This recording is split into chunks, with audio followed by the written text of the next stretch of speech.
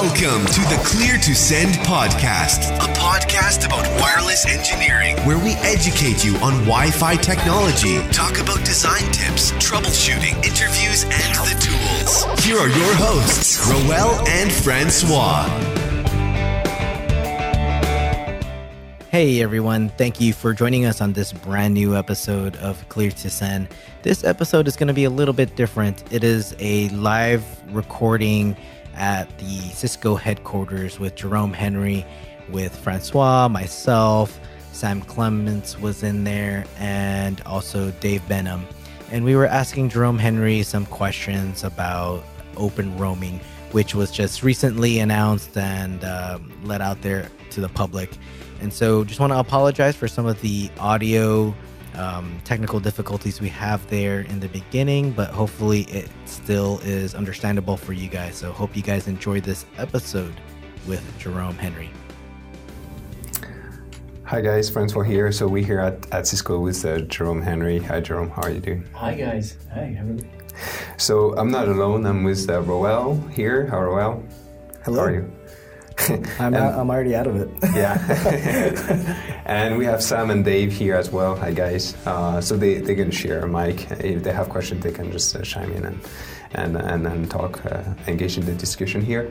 So we're going to talk about OpenRoaming. Jerome did a presentation earlier this morning to us, talking about OpenRoaming and talking about the different partnerships that Cisco has with the device manufacturers. And they do that in order to, I guess, improve the end user experience. So we're just going to ask you, Jerome, a couple of questions on that, so you can, you've been working on that on the Cisco end, so you can talk a little bit about it. So just talk about the OpenRoaming. We're going to talk about that a little bit. Can you just tell us what OpenRoaming is, the differences between Hotspot 2.0 and OpenRoaming? Oh yeah, thank you. It's always difficult when you hear about roaming for a few minutes and say, yeah, that's Hotspot 2.0. What are you guys doing? So you're inventing Hotspot. It's like 10 years old already. But Hotspot is a mechanics, and actually when we studied open roaming, we tried to implement Hotspot 2.0 on a sort of large scale. And we realized that in the Hotspot 2.0 process, guys, you probably know that the access point advertises what we call a realm ID or an RCOI, which is a consortium type of identifier. And if your phone or your tablet or your laptop has in its profile that identifier, then you can use that connection to the AP to basically authenticate and then get a secure connection to the access point. So the dream is that, say, if you work with a large carrier, I'm not going to give any name, but large carrier, and you walk in an airport where this carrier is providing the Wi-Fi, because you'll be announcing that RCOI in the access point SSID's beacons. Even if you don't know that SSID, because you have this RCOI, you'll be able to use it to connect. All right, that's fine. The bad news is the max number of RCOIs that you can advertise is 2. And the max number of realms that you can advertise, which is another way of telling the name of the identity provider, is 32. So if you think of, say, an actor like AT&T, they have 700 roaming agreements worldwide for LTE with everybody. So imagine if they had to bring that to Wi-Fi. And if you had to multiply that to the number of all providers that could be announcing their system into Wi-Fi, you realize that Hotspot suddenly just gets jammed. There is not enough space to announce everybody. Then how do you authenticate? Are you using your, naming AT&T, but keeping as an example, are you going to use your AT&T credentials? And if you're not AT&T, what do you use?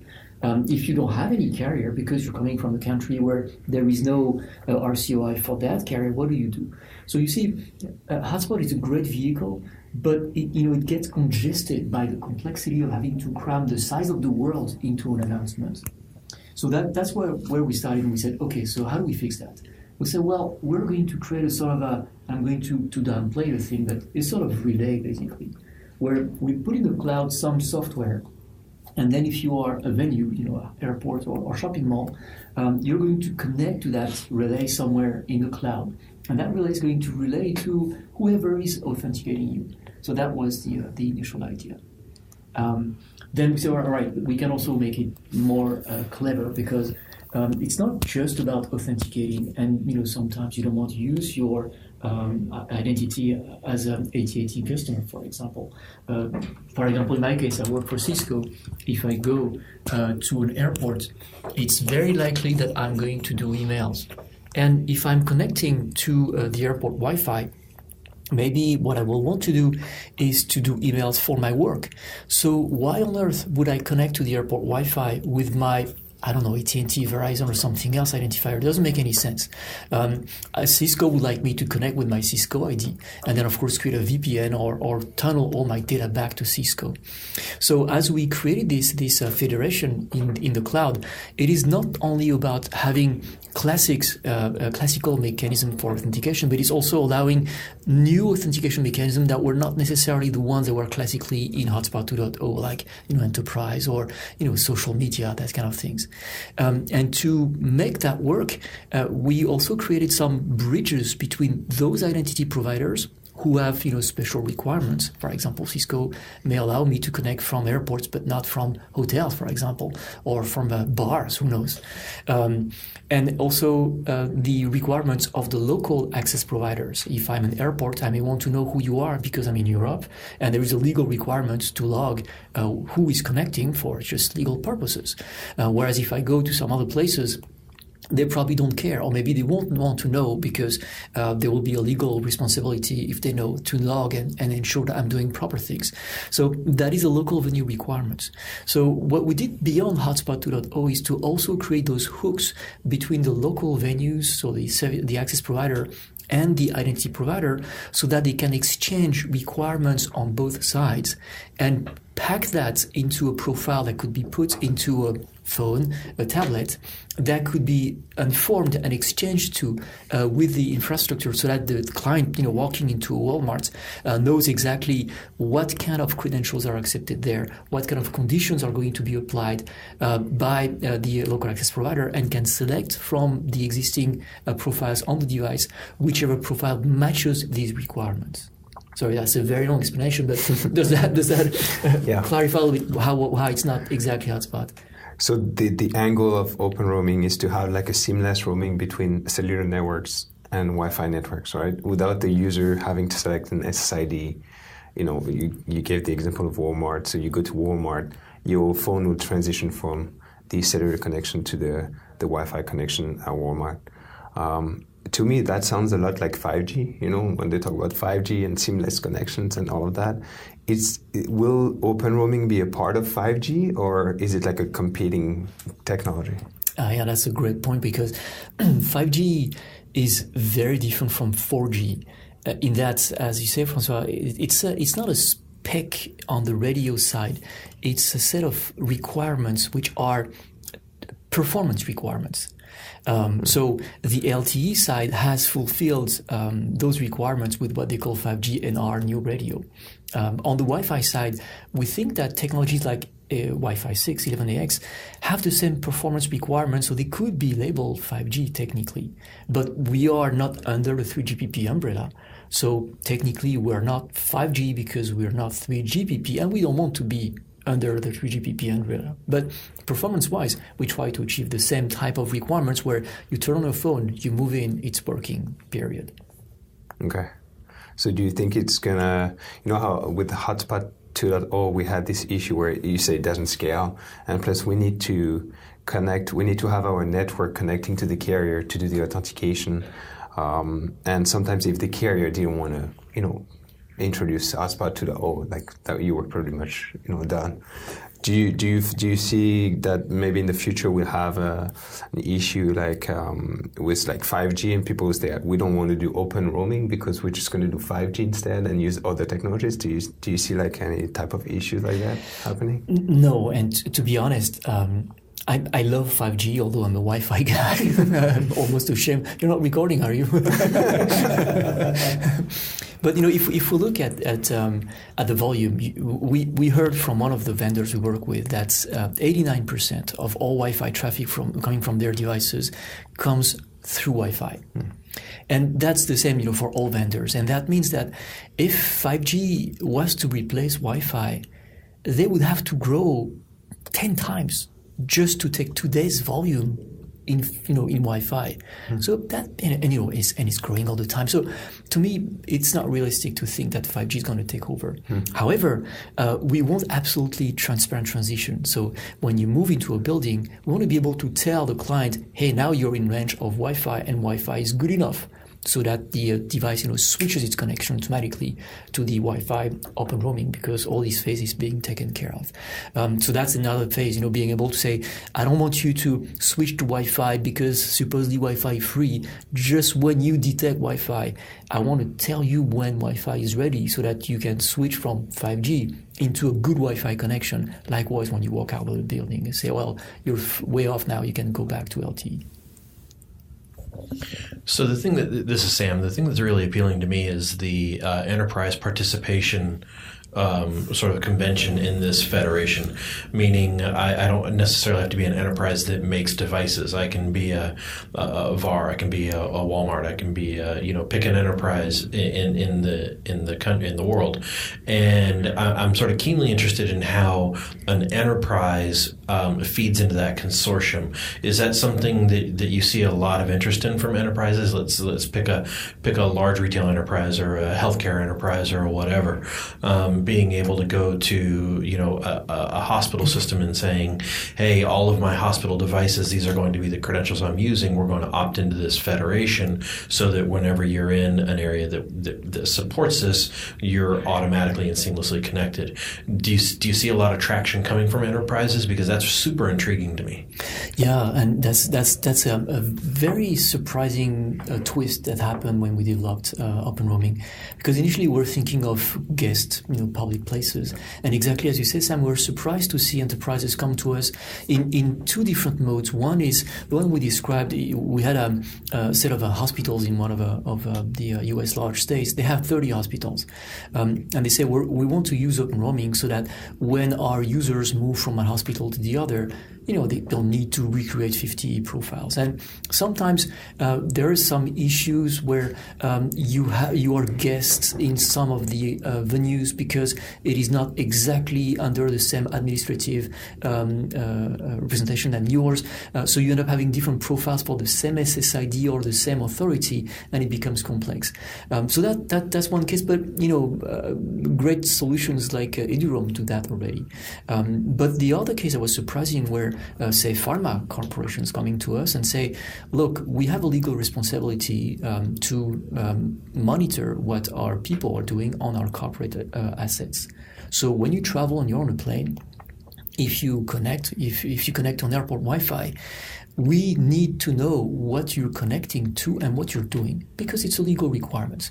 So of course we can log on your machine with the MDM, etc. But if we can connect through that Wi-Fi to an identity provider, which is us, and we can know that you're connecting and log that you're connecting there, we have a better legal traceability of what you're doing. And that may be also cases where we tell our customers, as an enterprise, our employees as an enterprise, we do not allow you to do this and that, or to connect to this and that, because there is the public image of our company that is involved in what you're doing. So that aspect where you work from any place, which means that the requirements of public communication become the same when you're in the office as when you're outside, are more and more common. And we've seen multiple enterprise customers coming to us and say, wow, yeah, that's something we're dreaming of. I don't want to use my AT&T, I want to use my Cisco.com credentials. Yeah. All right. So when you work with device manufacturers, because you mentioned you guys worked with Samsung, Mm-hmm. so and you said Samsung could also be like a credentials provider. So how does that work? Like you buy a Samsung phone and you already have profiles configured and you can connect automatically, or like who's doing the authentication? How does that work for the end user? Yeah, that's a great concern, because we want it to be automatic. So if we have to say, oh yeah, it's automatic as long as you install that app and then you click here and then you have all these T's and C's, the terms and conditions, and then every time you have a new network, you have to accept, then we kind of lost it, right? So, so in the case of Samsung, for example, they are two things. They are device manufacturers, and they are also identity providers. You have, there is a Samsung account that people have, like you have your Apple account, iCloud, etc. So they can be both, and actually they will be both in our case.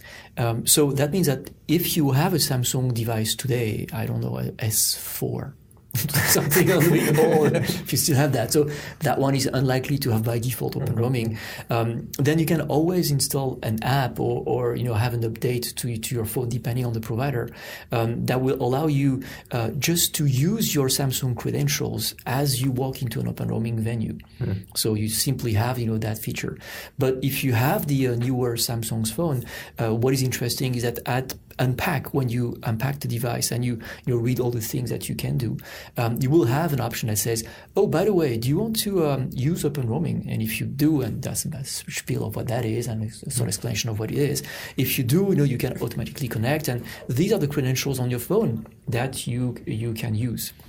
And you can say, yes, select this one, I want this one or not that one. And then once you're done, every time you install a new app that has some credentials, there will be an option to say, you want to use that for OpenRoaming too? I say, yeah, add that one to my package. And then that's it. When you walk in, it's going to use, your identity providers list, whichever it is, Samsung or the others. So, it's one action you do at the beginning of the unpack, and you do that anyway because you need to set up your phone, and then it's over. It's in an operating system. And then let's say I'm a venue, okay? Let's say I'm a stadium, and I want to be part of this. I want my fans to come in and then use, their Google account or Apple account or whatever to connect to the network. How does that work? How do I set up my network as a venue, and how do I select which identity provider I'm going to use to identify the users? Yeah, that's also a big thing we work on. So on the OpenRoaming, there is a website where both identity providers and access providers can connect to and say, well, I want to sign up.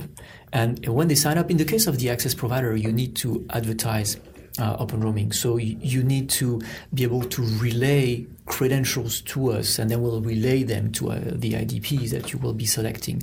So there needs to be a trust established between OpenRoaming and the access provider venue. So as you sign up, you will be asked to fill a few information so that we can verify who you are and what you are exactly. And then you'll download a certificate from the OpenRoaming site that will be used to push the exchange to the end client as the client relays to the IDP.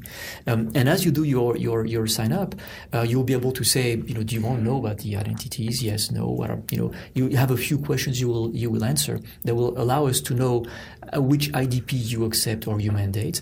And actually, we use a bunch of RFCs from the ITF. I don't know if you've seen that, but there is a identity strength RFCs. In the ITF, I didn't know that. The ISO has defined 5 levels, and the ITF has reused these 5 levels to augment them in a network way. These strengths say how much effort do you need to prove that this identity is really yours? If I give you, my email address, is that high strength? Well, it depends on how you verify who I am when I sign up for that email address.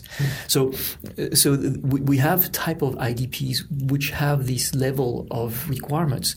And then what we see with these access providers that they say, oh, because of my legal situation or my policy, I need to have a strength of level 3 or less.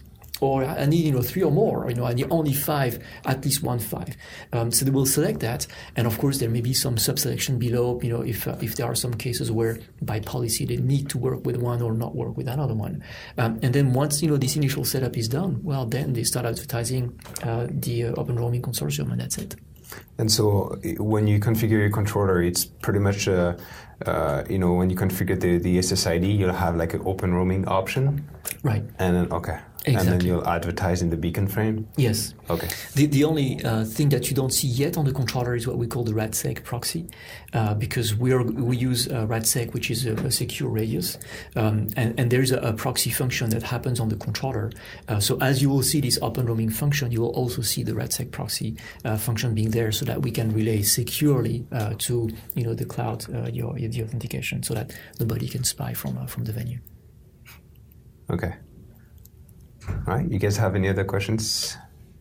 ready to open room? Okay, thank you. I'm actually looking forward to it. I've used Hotspot 2.0 one day. I didn't know, obviously. My phone just, but I thought it was pretty cool. I was in Canada, and in one of the province, the local provider partnered with the the petrol company and the subways and stuff like that, and you would just go in and it would just transfer automatically to the Wi-Fi. That was pretty cool. Yeah, we have Hotspot 2.0 at the Nashville airport for carriers, and so every time I fly out, I look at my phone. Oh, I didn't do anything. I connected. Yeah, it's great. Isn't that the way it should be? Right? It should be. Yeah, no doubt about it. That way, right? You don't have to think about it. Yeah. You just So. Yeah. Well, Jerome, you're working on it, right? Yeah, almost done. All right, so let's talk about the partnership that you guys Cisco have with the different device manufacturers and how it's helping to make Wi-Fi better for the end user. I guess that's the end goal. So you talked about the partnership you have with Samsung, and then we talked about the guys at the lab about Samsung's and Cisco relationship. How does that work? Like I'm interested about the challenges you guys have, because obviously you might have some ideas how things should work, and then they have different ways, so different ideas. So how do you brainstorm on which feature, how it should work, and which feature gets the priority? Gets implemented, before another. Yeah, what strikes me is how different our view of the world is between a client vendor and an access point vendor. I'm stricken every time where we say, hey, we know that you guys have issues when you roam, and most of the time we hear, no, we don't. Yes, you do. Trust me, you do. I say, no. I mean, sometimes the infrastructure doesn't react well, doesn't respond well, but our algorithm is smart. And, it takes time to say, okay, we think the same the other way around, and probably we're both wrong. So let's sit down and collect data from a bunch of network and see if we see issues that keep reoccurring. And once we do that, we sit down and we say, how bad is that for a Samsung customer? Do you guys hear, from the support team calls about that? Same for Apple, right? And same for, Intel if you're looking on a laptop. And then we try to list the top 5 issues that really are problematic for the comfort of the experience, and then we try to imagine how do we solve it. And it's funny because just this roaming thing between APs, I often say there are 14 different ways that the access point can tell a client about the neighboring AP. There is only one that's ever implemented, and it doesn't work well, because it's not useful to tell a client about the next AP if the client doesn't fall in love with that AP. Right? Yeah. So we say, hey, you should go AP5, and it's just scan and say, no, AP5 sucks, and boom, the client is back to your AP. So we lost time. Everybody did. So what takes even more time is to sit down and say, how do you behave at the edge of the cell? What happens in your algorithms? And I'll tell you the secrets of what happens in our algorithms when we detect that you are at the edge of falling off the cell. Once we understand each other, not just on the theoretical level, but on the effective algorithm level, then we can say, is any of these two mechanisms sufficient? And most of the time we say, well, no, we are missing the other side. Are they compatible? We say, well, most of the time, no. Because you built the algorithm on the idea that you cannot trust us and we cannot give you information. And likewise, we think you're a stupid client, so we take proactive action because you're not going to do anything. So redesigning those mechanisms from within an existing mechanism is actually very, very, very challenging. But it's very rewarding because once we modify our algorithm to say, as soon as I detect you're that kind of client, I'm going to switch to that clever mechanism here instead of my default. And then I know you do too. And then you see, a 99.59 success roam at the right spot, with less than 1 second interruption in even the flow. Then it's rewarding because we know it's working, right? And then testing it in the wild to make sure it's working everywhere is the next step. But it's very rewarding. Is that something that you're tuning per device manufacturer, or is it amongst all manufacturers you agree upon some threshold? I wish it was the option too. In fact, it's striking how secret those algorithms are. And I understand, that's secret sauce because that's how you say, oh, my phone works better than the other vendors. Most of the time, we make the same conclusions with all the vendors. But then, depending on the chipset they use, where the chipset is inside the phone, what kind of front end, the RF front end they are using, is it mixed with some other signal, etc. We end up having different thresholds. Simply because we know that they are not going to have the same hardware characteristic as the other. So we try to make common conclusions, but the fine-tuning of numbers is going to be specific not only to a vendor, but also to a device. So if you have a S10 or a tablet S10, we will have different thresholds because we know you don't have the same hardware. And just one last question. Do you find, when you start to fine-tune your algorithm, and it works perfectly with like Samsung devices, for instance. Do you have to go back and test it with and see how it works with like Intel and Apple? And do you find yourself going back and doing different iterations to make sure it works well across the board? Actually, we do at the same time. So when we work with a new algorithm with Samsung, we iteratively go back to Apple and go back to Intel and the others and say, all right, this is what we found. Can we improve what we do together? Because it turns out that what we do here is actually a little bit smarter or more efficient. So we refine permanently. So of course, then there is launch periods where a Samsung is announcing and some others are not announcing anything yet. Yeah. But the work in the background is done at the same time. All right, Jerome, merci beaucoup. Thank you. And thank you for your time. Merci. Thank you. Thank you, everybody. Thank you.